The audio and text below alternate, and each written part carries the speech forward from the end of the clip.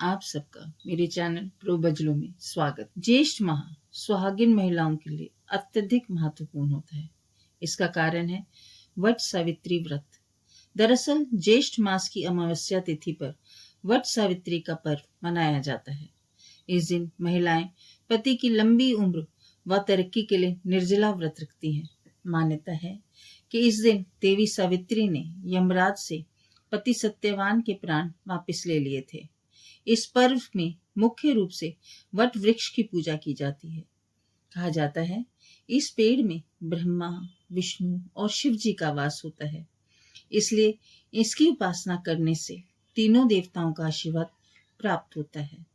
इस साल 26 मई 2025 को वट सावित्री व्रत रखा जाएगा। आइए जानते हैं वट सावित्री व्रत का शुभ मुहूर्त। इस तिथि पर भरणी नक्षत्र के अलावा शोभन व अतिगंड योग का संयोग रहेगा। वही इस दिन पूजा के 3 शुभ मुहूर्त बन रहे हैं। आइए जानते हैं। पहला शुभ मुहूर्त है सुबह 8:52 से लेकर 10:25 तक का शुभ चौघड़िया मुहूर्त बन रहा है। दूसरा शुभ मुहूर्त सुबह 11:51 से दोपहर 12:46 तक अभिजीत मुहूर्त रहेगा। तीसरा शुभ मुहूर्त सावित्री व्रत के दिन दोपहर में 3:45 से 5:28 तक की पूजा का भी शुभ योग बन रहा है। आइए जानते हैं पूजा विधि।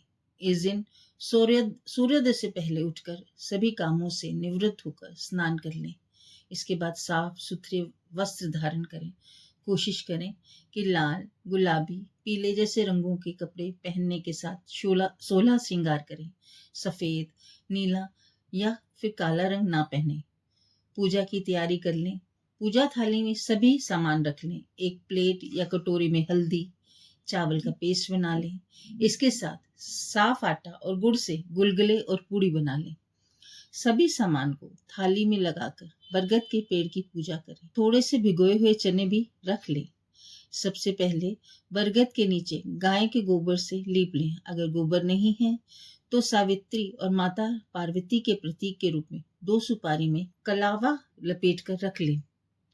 अब चावल वाले पेस्ट को हथेली में लगाकर 7 बार बरगद में छापा लगाएं।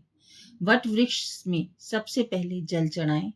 इसके बाद फूल, माला, सिंदूर, अक्षत, मिठाई, गुलगुले, 14 पूड़ियां और हर एक पूड़ी में 2 भिगोए हुए चने के 7 गुलगुले रख दें। सुपारी में 16 श्रृंगार आदि चढ़ा दें। अब खरबूजा, खीरा, आम सहित अन्य फल चढ़ाकर उसके ऊपर जल चढ़ा दें। इसके साथ ही बांस का पंखा रख दें। अब घी का दीपक जलाएं और धूप अगरबत्ती जला लें। फिर अपने मन में सुख, समृद्धि, सौभाग्य और खुशहाली की कामना करते हुए सफेद सूत का धागा या फिर सफेद नॉर्मल धागा कलावा ले लें। इसे वृक्ष के चारों ओर परिक्रमा करते हुए बांध दें। परिक्रमा के समय इस मंत्र को बोलें। यानी कानि च पापानि जन्मांतर कृतानि च तानि सर्वाणि विनश्यन्ति प्रदक्षिणं पदे पदे। 5 से 7 या फिर अपनी श्रद्धा के अनुसार परिक्रमा कर लें। इसके बाद बचा हुआ धागा वृक्ष पर ही छोड़ दें। अपने हाथों में भिगोए हुआ चना ले लें और वट सावित्री कथा पढ़ या सुन लें। कथा समाप्त होने के बाद चने वृक्ष में चढ़ा दें। फिर सुहागिन महिलाएं माता पार्वती और सावित्री को चढ़ाए गए सिंदूर को 3 बार लेकर अपनी मांग में लगा लें। अंत में आरती करके भूल चूक की माफी मांग लें। पूजा करने के बाद वहीं बरगद के पेड़ के नीचे सुहागिन महिलाएं अपना व्रत खोल लें। व्रत खोलने के लिए बरगद के वृक्ष की 1 कोपल और 7 चना लेकर पानी के साथ निगल लें। इसके साथ प्रसाद के रूप में पूड़ियां, गुलगुले और खरबूजा आदि खा सकते हैं। जानते हैं वट सावित्री की व्रत की कथा। स्कंद पुराण के अनुसार सावित्री व्रत की कथा देवी सावित्री के पतिव्रता धर्म के बारे में है।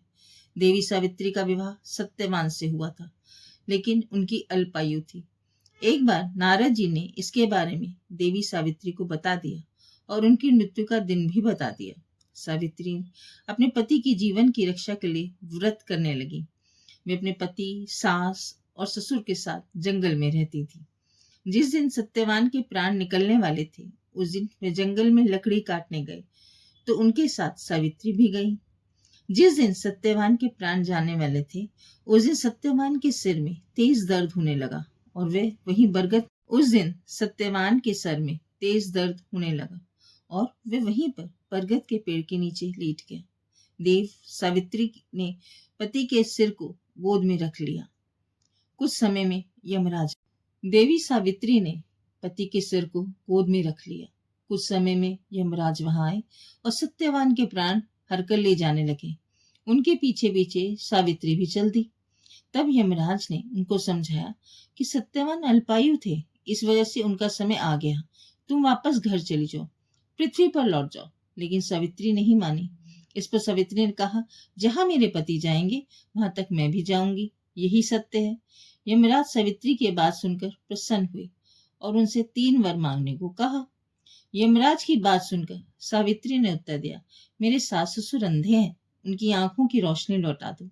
तब यमराज ने तथास्तु कहकर उसे जाने को कहा, लेकिन सावित्री यम के पीछे चलने लगी। तब यमराज दोबारा प्रसन्न होकर वर मांगने को कहते हैं। तब सावित्री ने वर मांगा कि मेरे ससुर का खोया हुआ राज्य वापस मिल जाए। इसके बाद सावित्री ने मांगा, मैं सत्यवान के 100 पुत्रों की मां बनना चाहती हूँ। सावित्री की पति भक्ति को देखकर यमराज अत्यंत प्रसन्न हुए और तथास्तु कहकर वरदान दे दिया। जिसके बाद सावित्री ने कहा कि मेरे पति के प्राण तो आप लेकर जा रहे हैं, तो आपके पुत्र प्राप्ति का वरदान कैसे पूरा होगा? तब यमदेव ने जिसके बाद सावित्री ने कहा कि मेरे पति के प्राण तो आप लेकर जा रहे हैं, तो आपके पुत्र प्राप्ति का वरदान कैसे पूरा होगा? तब यमदेव ने अंतिम वरदान देते हुए सत्यवान को पाश से मुक्त कर दिया। सावित्री वापस बरगद के पेड़ के पास लौटी, जहां सत्यवान का मृत शरीर पड़ा था। कुछ देर बाद सत्यवान उठकर बैठ गए। उधर सत्यवान के माता पिता की आंखों की रोशनी आ गई, साथ में उनका खोया हुआ राज्य भी उन्हें वापस मिल गया। ज्येष्ठ अमावस्या तिथि के दिन ये घटना हुई थी और अपने पतिव्रता धर्म के लिए देवी सावित्री प्रसिद्ध हो गई। इसके बाद ज्येष्ठ अमावस्या को ज्येष्ठ देवी सावित्री की पूजा की जाने लगी।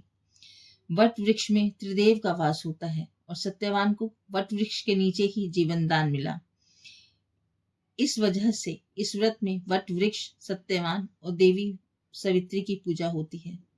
माँ सावित्री आप लोगों पर अपनी कृपा बनाए रखें और आपके सुहाग को दीर्घायु करें। राम राम दोस्तों।